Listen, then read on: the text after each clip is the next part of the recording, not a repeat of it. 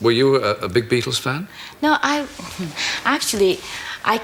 was studying Sarah Lawrence, and in those days, on Saturday nights, a jazz band comes in, you know.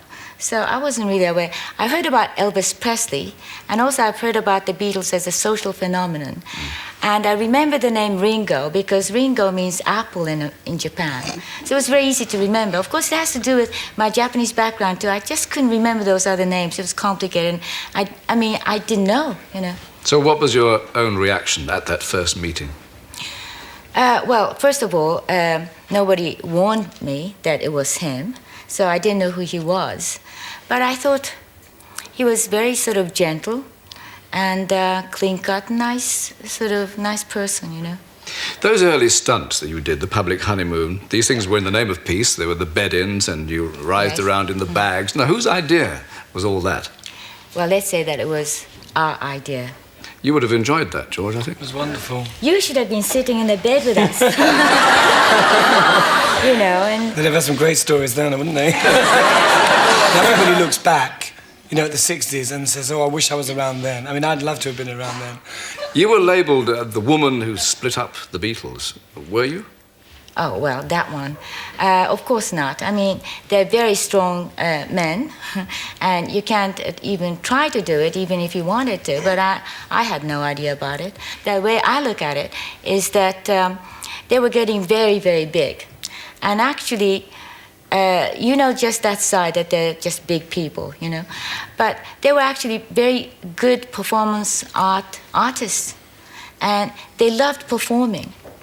And when they had to stop performing because it was just getting too big, I think that they needed that inspiration again to go and perform. And I remember at one point, in fact, Paul actually said to the others, you know, why don't we, to get the inspiration again, to get the kick out of it, you know, why don't we go on the road again? Maybe we'll do clubs again. And of course it sounded sort of very impractical at the time. And then he would say, oh, no, okay, well, we can't do that announced, but maybe we can do it unannounced. Just go to one club, suddenly appear and say, we're the Beatles, you know.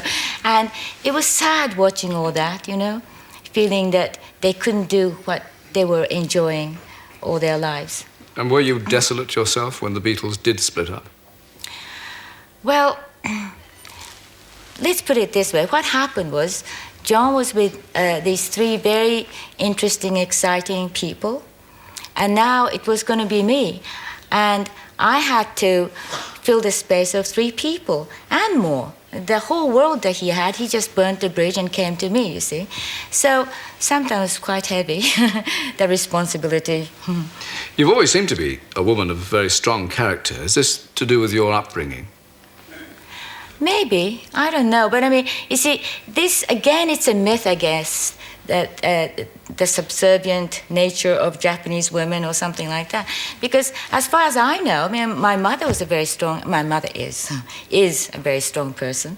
My grandmother was a blue stocking, you know, one of those blue stocking ladies, society feminist, in the Victorian age, you know. She was one of those. Well, as you say, it's not at all our idea of the traditional Japanese family setup, is it?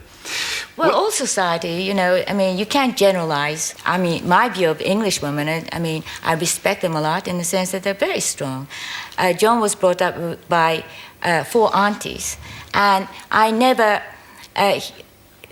he never stops talking about them, you know, and he had great respect for them, and they were all 4 very strong, intelligent, headstrong women.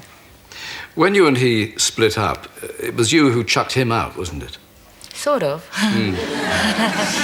Well, I know I'm criticized for that, and also sometimes they say, well, it couldn't be. I mean, what are you talking about? You know, whatever. But yes, in fact, I had to, because the situation was that I think that we needed more inspiration, and somehow it was healthier for us to be separated at the time. In my case, the minute I got together with John, I lost an audience because I'm an artist, and it was very important for me to work in my artwork and keep on expressing myself and have an audience for it.